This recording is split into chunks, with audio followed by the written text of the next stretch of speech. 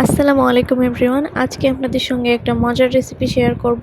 রেসিপিটি তৈরি করার জন্য এখানে আমি প্রথমে নিয়ে নিচ্ছি পরিমাণ মতো চালের আটা, দিয়ে দিচ্ছি হাফ চা চামচ হলুদ গুঁড়া, এরপর আমি দিয়ে দিচ্ছি 2 চা চামচ শুকনা মরিচের গুঁড়া, এবার দিয়ে দিচ্ছি 1 চামচ জিরা, এবার এখানে আমি আদা রসুন বাটা দিয়ে দিচ্ছি। এবার আমি এখানে একটা ফ্রিজ থেকে বের করে রাখা ডিম দিয়ে দিচ্ছি। এবার আমি সবগুলো উপকরণ মিক্স করব। এর জন্য আমি গরম পানি নিয়ে নিচ্ছি। অবশ্যই এখানে গরম পানি ব্যবহার করার চেষ্টা করবেন। আমি এখানে অল্প অল্প করে পানি দিয়ে সবগুলো উপকরণ মিশিয়ে নিচ্ছি।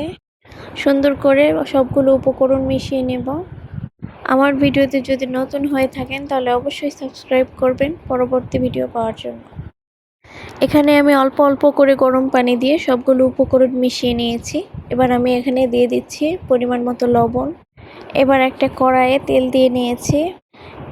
এখানে আমি সরিষার তেল ব্যবহার করেছি। তেলটি গরম হয়ে গেলে তেলের মধ্যে আমি মিশ্রণটি দিয়ে দিচ্ছি।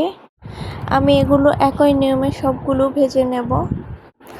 আপনারা কে কোথায় থেকে দেখছেন আমাকে অবশ্যই কমেন্টে জানাতে পারেন। একই নিয়মে সবগুলো ভেজে নিচ্ছি। একটি মাত্র ডিম দিয়ে তৈরি এই রেসিপিটি, আশা করি সকালের নাস্তায় আপনাদের অনেক ভালো লাগবে। ভিডিওটি ভালো লাগলে অবশ্যই সাবস্ক্রাইব করবেন।